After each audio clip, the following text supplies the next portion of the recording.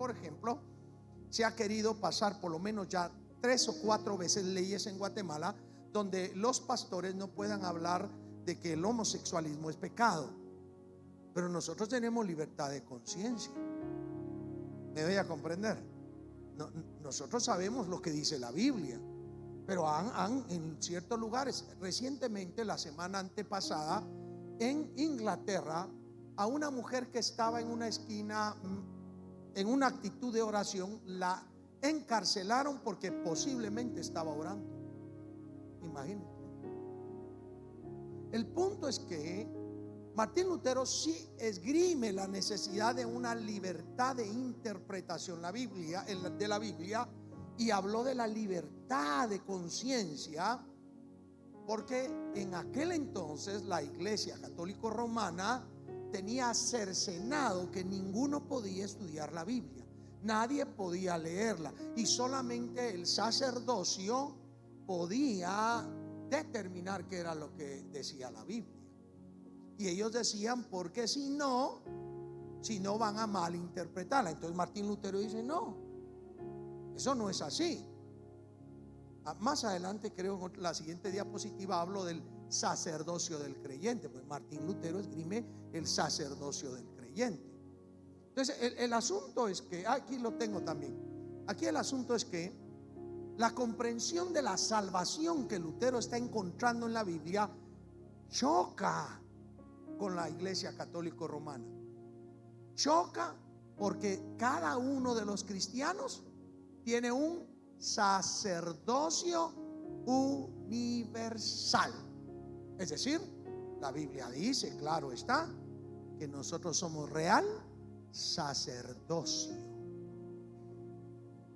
Y entonces eso va a chocar con la forma de la salvación que se está esgrimiendo en el momento que está viviendo Martín Lutero. Entonces pensemos un momento. Martín Lutero, él exige que se dé libertad a la hermenéutica para que la comprensión de la salvación no tenga una cadena que jale solamente desde la perspectiva de el sacerdocio católico romano. Esa idea es correcta. El problema es que el liberacionista viene y dice, no, si Martín Lutero está pidiendo que cada quien interprete la Biblia como a él le da la gana, entonces nosotros interpretémosla como a nosotros se nos da la gana. Por eso es que hablaba de una interpretación desviada de la propuesta de Martín Lutero. Y es que el asunto, vuelvo a repetir acá, que Lutero lo define porque su comprensión de la salvación está fuera o aparte de la comprensión de la Iglesia Católica Romana en ese momento. Hay que pensar que la interpretación de la Biblia requiere ciertos lineamientos, pero no es solo como alguien quiere hacerlo. La Biblia misma dice que ninguna de las profecías es de interpretación privada. Es decir, yo no puedo arrogarme que solo yo puedo interpretar la Biblia. No. Y eso era lo que estaba sucediendo en ese momento. Entonces, ese liberacionismo no es más que un intento filosófico que pretende enfocar la teología dentro de la comprensión humanista contemporánea. No es solo vámonos por la hermenéutica correcta, no es comprendamos el sacerdocio cristiano. No, lo que está diciendo es que es necesario que la teología de la iglesia empate en una comprensión humana, en una comprensión humanista, y no solo humanista, sino contemporánea. Entonces la iglesia recibe marejadas, oleajes de gente que aún dentro de la iglesia viene y dice, no, aquí tenemos que recibir posturas científicas. A ver, veamos lo que la ciencia dice y la crítica histórica. Sí, la crítica histórica hacia la Biblia y hacia los acontecimientos que ahí hay. Yo no sé si usted alguna vez ha tenido la oportunidad de ver algunos canales de televisión como el Discovery Channel, el History Channel, en donde técnicamente hablan de dudas de la Biblia. No sé si usted se ha dado cuenta que han hecho rivalizar a la fe con la ciencia, porque las cosas de la Biblia dicen no se pueden tomar desde la ciencia. Entonces el liberalismo dice no, vamos a hacer que la fe, la religiosidad se empareje con lo que dice la ciencia y con lo que dice la humanidad contemporáneamente.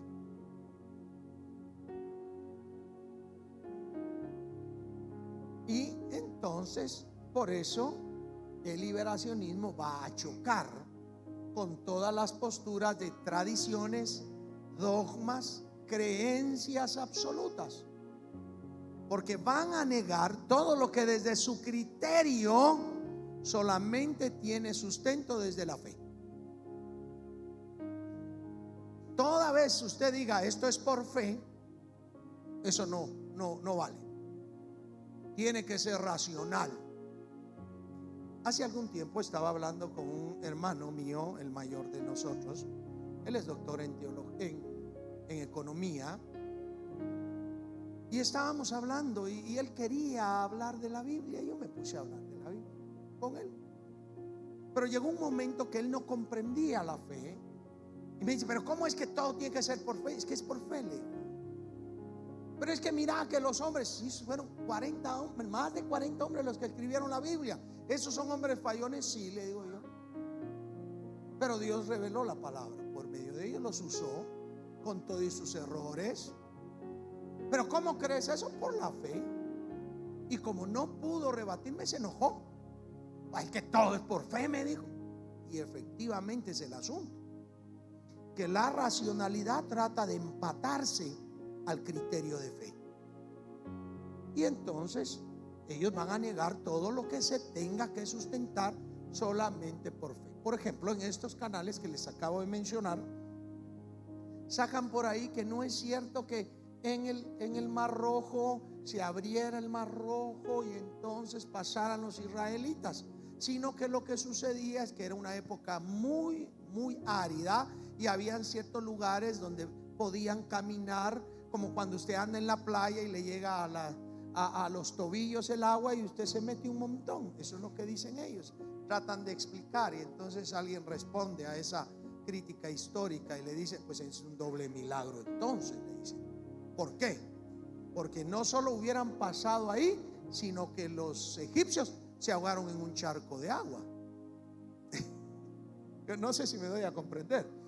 Y es que el punto es que el asunto del liberalismo es ir cada día apretando, minimizando el factor fe para ir empatándolo en otras situaciones racionalistas.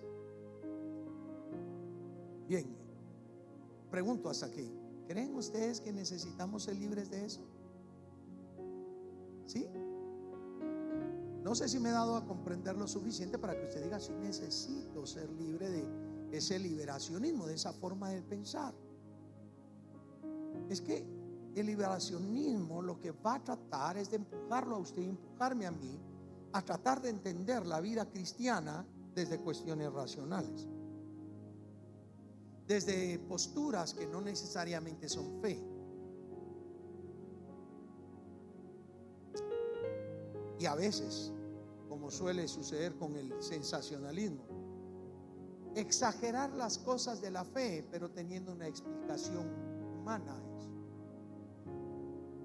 Así que, si seguimos, el liberacionismo procura que la iglesia cristiana sea parte de la cultura moderna y, por lo tanto, se trata de darle a la iglesia, a la fe, un orden secular. A ver, fíjese que está tratando de hacer que nosotros estemos pegados a la cultura. Ahora, yo no sé si usted ha escuchado alguna vez que el cristianismo evangélico es una contracultura, porque nosotros tenemos una cultura revelada en la Biblia. No, sí tenemos las expresiones de la cultura humana en la que vivimos, pero como creyentes tenemos una cultura particular que vivir. Y ellos lo que dicen, no, ¿para qué va a ser así? Usted es un fanático. No, es que usted lo que tiene que hacer es que la cultura no esté peleando con usted. Por eso es que han surgido algunos términos como aquello de políticamente correcto.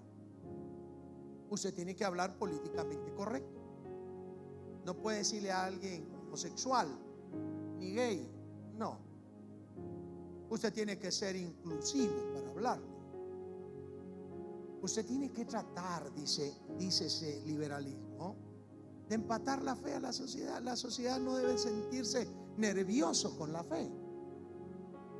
Y yo me temo, mis queridos hermanos, que muchos cristianos evangélicos no se sienten nerviosos en el mundo porque viven como el mundo.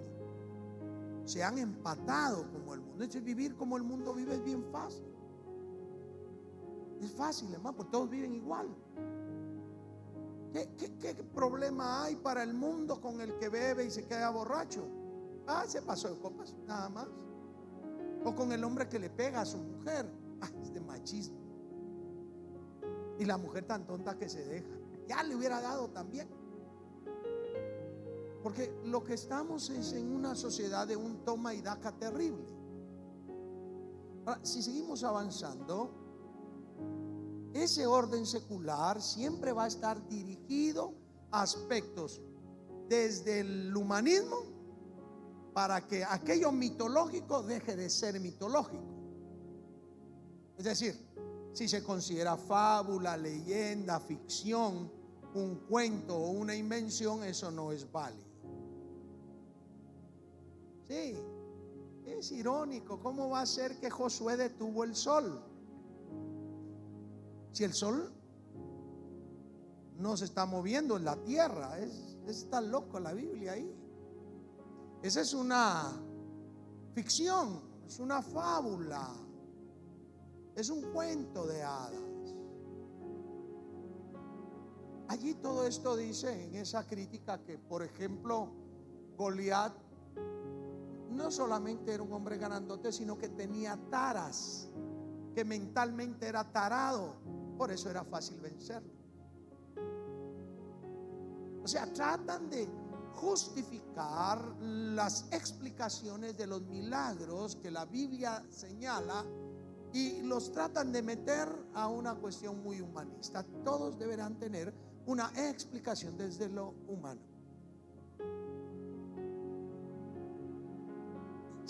¿Por qué salió agua de la roca? No, hombre, lo que pasa es que ahí había un ojo de agua que escarbó Moisés y logró sacar agua. El liberalismo trata de quitar todo lo que implica hechos espirituales o de fe que la Biblia relata. Por ello es que el liberalismo habla de desmitologizar, es decir, quitar lo mitológico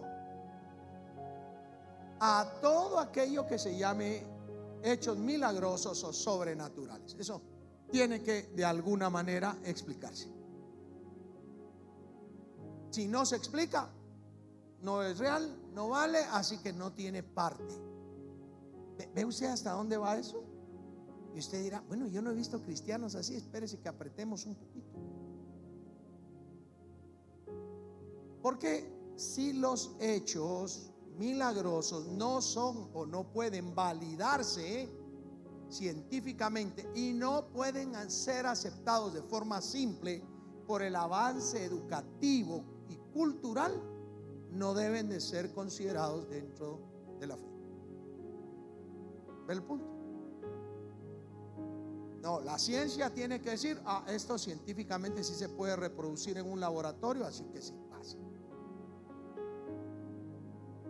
Debido al avance de conocimiento, es muy factible que esto pasara. Entonces se empata la forma en que lo educativo, la cultura empata esos hechos, y si hay una explicación humana, entonces va a haber razón de darle sentido.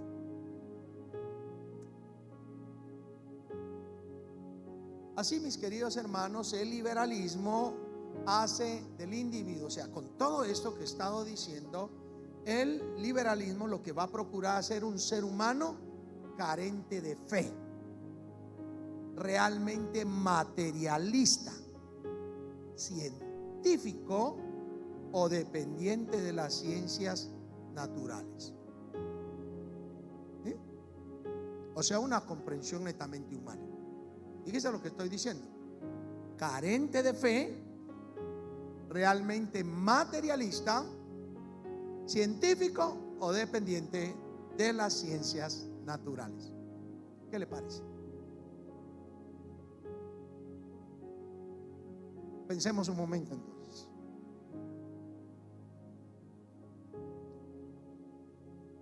Si el cristiano se vuelve carente de fe, tiene que justificar todo lo que vive materialmente.